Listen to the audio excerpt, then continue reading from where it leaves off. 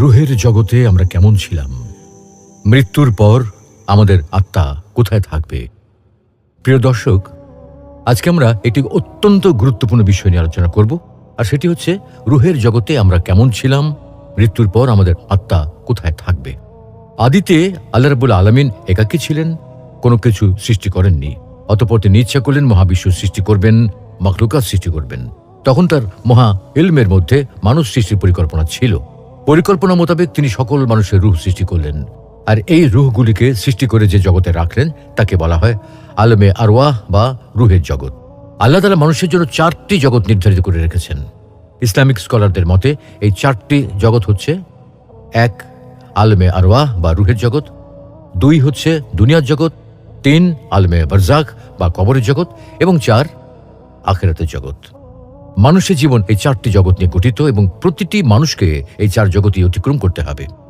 আমরা প্রথমে আলমে আরওয়াহ বা রুহের জগতে ছিলাম, সেখান থেকে দুনিয়ার জগতে এসেছি। তারপর একদিন এই দুনিয়া ছেড়ে আলমে বারজাখ বা কবরের জগতে চলে যাব।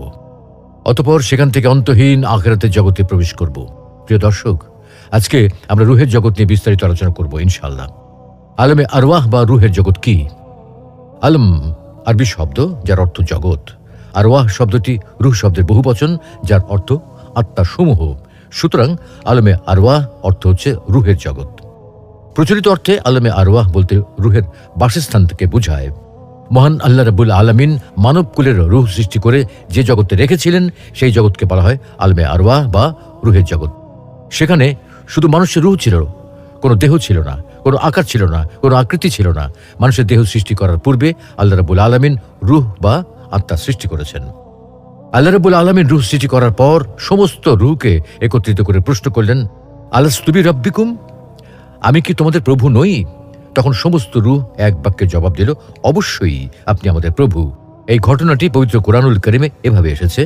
আল্লাহ তাআলা বলেন, وَإِذْ أَخَذَ رَبُّكَ مِنْ بَنِي آدَمَ مِنْ ظُهُورِهِمْ ذُرِّيَّتَهُمْ وَأَشْهَدَهُمْ عَلَى أَنفُسِهِمْ أَلَسْتُ بِرَبِّكُمْ قَالُوا بَلَى شَهِدْنَا أَن تَقُولُوا يَوْمَ الْقِيَامَةِ إِنَّا كُنَّا عَنْ هَذَا غَافِلِينَ।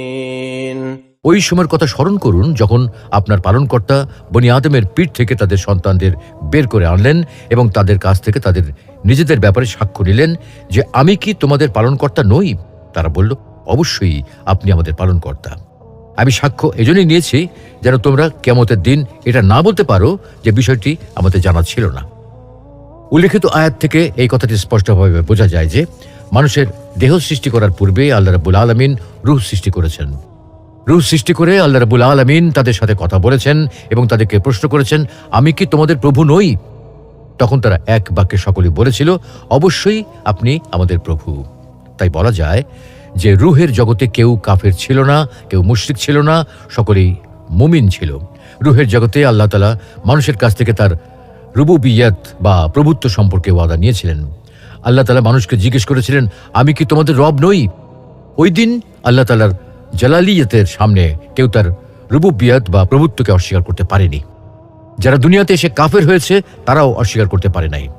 সবাই এক বাক্যে আল্লাহ তাআলার রুবুবিয়্যাত বা প্রভুত্বের স্বীকৃতি দিয়েছিল। রূহের জগতে কেউ কাফের ছিল না, সবাই একমাত্র আল্লাহ তাআলাকেই মান্য করেছিল। তাই কোনো নাবালক বাচ্চা মৃত্যুবরণ করলে তার কোনো পাপ নেই, সে মুমিন, তাকে জান্নাত দেওয়া হবে, সে জান্নাতে বসবাস করবে। ঠিক তেমনি কোনো পাগল ব্যক্তিরও কোনো পাপ নেই, সেও জান্নাতে প্রবেশ করবে, কারণ তারা সবাই রূহের জগতে আল্লাহ রাব্বুল আলামিনকে রব হিসেবে স্বীকৃতি দিয়েছিল। যেমনটি হাদিস শরীফ এসেছে, মহানবী সাল্লাল্লাহু আলাইহি ওয়াসাল্লাম বলেন, প্রতিটি মানুষ ফিতরাতের উপর জন্মগ্রহণ করে থাকে। ফিতরা হচ্ছে আল্লাহর প্রতি বিশ্বাস বা ঈমান, অর্থাৎ জন্মগতভাবে প্রতিটি মানুষই আল্লাহর উপর বিশ্বাসী হয়ে জন্মগ্রহণ করেন। কিন্তু পরবর্তীতে তার পিতা মাতা এবং তার চারপাশের পরিবেশ তাকে মুশরিক বা ঈমানহীন বানায় বা তাকে নাস্তিক হিসেবে প্রতিষ্ঠিত করে। আমরা যখন রূহে জগতে ছিলাম তখন আমরা সকলে আল্লাহ রাব্বুল আলামিনের রুবুবিয়্যাতের স্বীকৃতি দিয়েছিলাম। সেই স্বীকৃতির কথা আমাদের মনে আছে কিনা সেটাকে পরীক্ষা করার জন্য মহান আল্লাহ রাব্বুল আলামিন আমাদেরকে এই দুনিয়াতে প্রেরণ করেছেন। তিনি আমাদেরকে রুহের জগৎ থেকে এমন এক জগতে স্থানান্তর করলেন যেখানে মানুষকে তার কর্মের মাধ্যমে তিনি পরীক্ষার ব্যবস্থা করলেন। মানুষকে সত্যি রুহের জগতে বলেছিল, অবশ্যই আপনি আমাদের প্রভু। সেটা দুনিয়াতে এসে কি মনে রেখেছে নাকি ভুলে গিয়েছে? যেমন আল্লাহ তাআলা বলেন, أحسب الناس أن يتركوا أن يقولوا آمنا وهم لا يفتنون। মানুষ কি মনে করে তারা শুধু একথা বলি অব্যাহতি পেয়ে যাবে যে আমরা আল্লাহকে বিশ্বাস করি, অথচ তাদেরকে পরীক্ষা করা হবে না? উক্ত আয়াতের মাধ্যমে বোঝা যায় যে আমরা রুহের জগতে অঙ্গীকার করেছিলাম, অবশ্যই আপনি আমাদের প্রভু। সেটা পরীক্ষা করার জন্যই আল্লাহ রাব্বুল আলামিন আমাদেরকে এই দুনিয়াতে প্রেরণ করেছেন। রুহের জগৎ সম্পর্কে হাদিসে এসেছে, আম্মাজান আয়েশা রাদিয়াল্লাহু তাআলা আনহা বলেন, আমি নবী করিম সাল্লাল্লাহু আলাইহি ওয়াসাল্লামকে বলতে শুনেছি, সমস্ত রূহ সেনাবাহিনীর মতো একত্রিত ছিল। সেখানে যে সমস্ত রুহের পরস্পর পরিচয় ছিল, এখানেও অর্থাৎ এই দুনিয়াতেও তাদের মধ্যে পরস্পর পরিচিতি থাকবে। আর সেখানে অর্থাৎ রুহের জগতে যাদের মধ্যে পরস্পর পরিচয় হয়নি, এখানেও তাদের মধ্যে পরস্পর মতভেদ থাকবে। বুখারী শরীফের উল্লেখিত হাদিসের মাধ্যমে রুহের জগতে মানুষের কর্মকাণ্ড সম্পর্কে আমরা একটি স্পষ্ট ধারণা পেলাম। কেউ কেউ বলেন যে মানুষ সৃষ্টি 2000 বছর পূর্বে আল্লাহ তাআলা রুহ সৃষ্টি করেছেন। প্রকৃতপক্ষে যে হাদিসের উদ্ধৃতি দিয়ে দেহ সৃষ্টির 2000 বছর পূর্বে রুহ সৃষ্টির কথা বলা হয়, সেই হাদিসটি সঠিক নয়। আবার কোন কোন ইসলামিক স্কলার বলেন, আলমে আরওয়াহ বা রুহের জগৎ বলতে আসলে কোনো জগৎ নেই। প্রকৃতপক্ষে রুহ হচ্ছে মহান আল্লাহ রাব্বুল আলামিনের একটি আদেশ মাত্র। মানুষ যখন তার মাতৃগর্ভে বেড়ে ওঠে এবং তার দুনিয়াতে আসার উপযুক্ত সময় হয়, তখন মহান আল্লাহ রাব্বুল আলামিনের নির্দেশে তার দেহের ভিতর রুহ ফুঁকে দেওয়া হয়। তাই বলা যায় যে রুহের জগৎ বলতে কোনো জগৎ নেই। তারা দলিল হিসেবে আল কোরআনের এই আয়াত উল্লেখ করে থাকেন। ويسألونك عن الروح قل الروح من أمر ربي وما أوتيتم من العلم إلا قليلا। তারা আপনাকে রূহ সম্পর্কে জিজ্ঞেস করে, আপনি বলে দিন, রূহ আমার পালনকর্তার আদেশ মাত্র। এ বিষয়ে তোমাদেরকে সামান্য জ্ঞানী দান করা হয়েছে। উল্লেখিত আলোচনার মাধ্যমে আমরা বলতে পারি যে আলমে আরওয়াহ বা রুহের জগৎ সম্পর্কে মূলত মহান আল্লাহ রাব্বুল আলামিনই সবচেয়ে ভালো জানেন, কেননা এটি একটি গায়েবী বিষয়। অতএব এ বিষয় সম্পর্কে আমরা আল কোরআন ও বিশুদ্ধ হাদিসের বর্ণনার মাধ্যমে যতটুকু জানতে পেরেছি তার উপর ঈমান রাখি, বিশ্বাস স্থাপন করি। এর চেয়ে অধিক আর কিছু আমরা বলতে পারবো না। মৃত্যুর পর আমাদের আত্মা কোথায় থাকবে? সুপ্রিয় দর্শক, এতক্ষণ আমরা আলমে আরওয়াহ সম্পর্কে আলোচনা করেছি। মানুষ দুনিয়ায় আগমনের পূর্বে আত্মার অবস্থান, আত্মা কোথায় ছিল সেই সম্পর্কে আলোচনা করেছি। দুনিয়ায় আগমনের পর রূহ যে দেহের ভেতরে থাকে, এটা তো আমরা সবাই জানি। এখন কথা হলো, মৃত্যুর পর আমাদের আত্মা কোথায় থাকবে? মৃত্যুর পর রূহ কোথায় থাকে এ ব্যাপারে ইমাম ইবনুল কাইয়িম আল জাওরিয়াহ রহমতুল্লাহি আলাইহি তার রচিত আর রূহ নামক গ্রন্থে বিস্তারিত আলোচনা করেছেন। তিনি বলেন, মৃত্যুর পর রূহ কোথায় থাকে এটা নিয়ে একাধিক বক্তব্য পাওয়া যায়। প্রত্যেকের দাবির পক্ষে দলিল আছে। কেউ কেউ বলেছেন মৃত্যুর পর রূহ জান্নাতে থাকে, আবার কেউ বলেছেন রূহ জান্নাতের দরজায় থাকে, আবার অন্য একদল বলেছেন রূহ কবরে থাকে, আবার আরেক দল বলেছেন রূহকে ছেড়ে দেওয়া হয়, যে যেভাবে ইচ্ছা ঘুরে বেড়ায়। আবার কেউ কেউ বলেছেন এগুলো আল্লাহর কাছে থাকে। এই সকল মতামতের মূল কথা হলো, বারজাখ বা মৃত্যুর পরের জীবন রূহ স্তর অনুসারে বিভিন্ন স্থানে অবস্থান করে। কোন রূহ আলা ইল্লিয়িন বা ঊর্ধ্ব জগতের সর্বোচ্চ স্থানে অবস্থান করে। এগুলো হলো নবীদের রূহ। তাদের রূহও পরস্পর মর্যাদা অনুসারে বিভিন্ন অবস্থানে থাকে, যেমনটি নবী সাল্লাল্লাহু আলাইহি ওয়াসাল্লাম মিরাজের রাতে দেখেছেন। আবার কিছু কিছু রূহ সবুজ পাখির ভেতর জান্নাতের যেখানে ইচ্ছা সেখানে উড়ে বেড়ায়। এগুলো শহীদের আত্মা।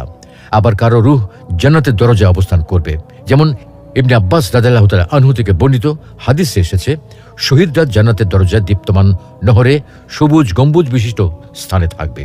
সকাল সন্ধ্যা তাদের জন্য জান্নাত থেকে খাবার আসবে।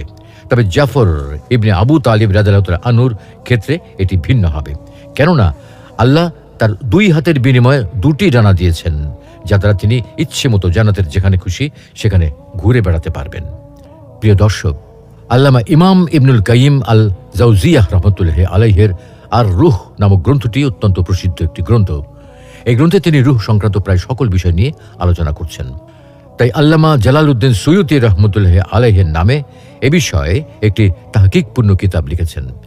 সেখানে তিনি ইবনুল কাইয়িম আল জাওজিয়াহ রহমতুল্লাহ আলাইহির বক্তব্যের সারসংক্ষেপ উল্লেখ করেছেন। উক্ত কিতাব দুটির সামগ্রিক বক্তব্যের আলোকে মৃত্যুর পর মানুষের রূহ কোথায় থাকবে এ বিষয়ে দুটি কথা বলা যায়। প্রথম কথা হলো, একদল মানুষ বলেন রূহের অস্তিত্ব যেমন আছে, এর দেহ এবং অবয়ব যেমন আছে, তেমনি মৃত্যুর পর এর অবস্থানেরও নির্দিষ্ট জায়গায় আছে। কেননা আল কোরআন ও হাদিসে তেমনই আলোচনা পাওয়া যায়, যেমন ঘুমের সময় রূহ চলে যাওয়া, আবার জাগ্রত হওয়ার সময় দেহে ফিরে আসা, মৃত্যুর সময় রূহ দেহ থেকে বের হয়ে যাওয়া এবং কবরে আবারও ফিরে আসা ইত্যাদি। মৃত্যুর পর মুমিন এবং কাফের উভয় শ্রেণীর বান্দার রূহ প্রথমত আসমানে চলে যায়। মুমিনদের জন্য আসমানের দরজা খোলা হয় এবং তাদের নাম ও আমলনামা ইল্লিজিনে লিখে রাখা হয়। পক্ষান্তরে কাফেরদের ক্ষেত্রে আসমানের দরজা খোলা হয় না, বরং তা পৃথিবীতে ফেরত পাঠানো হয় এবং তাদের নাম ও আমলনামা সিজ্জিনে লিখে রাখা হয়। যেমন পবিত্র কোরআনে আল্লাহ বলছেন, كلا إن كتاب الفجار لفي سجين وما أدراك ما سجين كتاب مرقوم। কখনো নয়, নিশ্চয়ই পাপাচারীদের আমলনামা সিজ্জিনে আছে। আপনি জানেন সিজ্জিন কি? এটা লিপিবদ্ধ খাতা। পবিত্র কোরআনে আরো আছে, كلا إن كتاب الأبرار لفي عليين وما أدراك ما عليون كتاب مرقوم। কখনো না, নিশ্চয়ই সৎলোকদের আমলনামা আছে ইল্লিজিনে। আপনি জানেন ইল্লিজিন কি? এটা লিপিবদ্ধ খাতা। সুতরাং প্রমাণিত হলো যে মুমিনদের নাম ও আমলনামা ইল্লিজিনে এবং কাফেরদের নাম ও আমলনামা সিজ্জিনে লিখে রাখা হয়। মুমিনদের নাম ও আমলনামা লেখা হয়ে গেলে রূহকে দুনিয়ার কবরে অবস্থিত দেহে ফিরিয়ে দেওয়া হয় এবং কিয়ামত পর্যন্ত তার কবরকে প্রশান্তিময় করে দেওয়া হয়। পক্ষান্তরে কাফেরের রূহ দুনিয়ার কবরে অবস্থিত দেহে ফিরিয়ে দেওয়া হয়, তবে কিয়ামত পর্যন্ত তার কবরকে সংকীর্ণ ও যন্ত্রণাময় করে দেওয়া হয়। এ প্রসঙ্গে শাইখুল ইসলাম ইবনু তাইমিয়া রহমতুল্লাহ আলাইহি বলেন, সমস্ত সহিহ হাদিস থেকে প্রমাণিত হয় যে মৃত্যুর পর রূহ আবারও দেহে ফিরিয়ে দেওয়া হয় এবং এটাই জমহুরদের মতামত। দ্বিতীয় কথা হলো, মৃত্যুর সময় রূহ আসমানে চলে যাওয়া, এরপর আবারও দেহে ফিরে আসা, এটা সম্পূর্ণরূপে গায়বের বিষয়। এ বিষয়ে মৌলিকভাবে বিশ্বাস রাখা ওয়াজিব, তবে এর কৈফিয়ত বা প্রক্রিয়া সম্পর্কে আলোচনা করা উচিত নয়, কেননা এটা আলমে বারজাখ বা অন্তর্বর্তী জগতের বিষয়, যে সম্পর্কে আল্লাহ ব্যতীত অন্য কারো কোনো ধারণা নেই। প্রখ্যাত আলেমে দিন শেখ ইবনু উসাইমিন বলেন, মৃত্যুর পর মানুষের রূহ আসমান থেকে আবারও দেহে ফিরে আসে এবং দেহের ভিতরে অবস্থান করে। তবে এই ফিরে আসার পরের অবস্থানটা দুনিয়ার জগতে জীবিত অবস্থার মতো নয়, বরং এটা আলমে বারজাখ বা অন্তর্বর্তী জগতে দেহের ভিতরে রূহের অবস্থান, যা একটি গায়বী বিষয়, যার প্রক্রিয়া সম্পর্কে কারো কোনো ধারণা নেই। সুতরাং এই ধরনের গায়েবের বিষয়ে আমাদের কর্তব্য হলো তাওয়াক্কুফ করা, অনর্থক অনুসন্ধান না করা। কারণ আল্লাহ তাআলা পবিত্র কোরআনে ইরশাদ করেন, ولا تقف ما ليس لك به علم إن السمع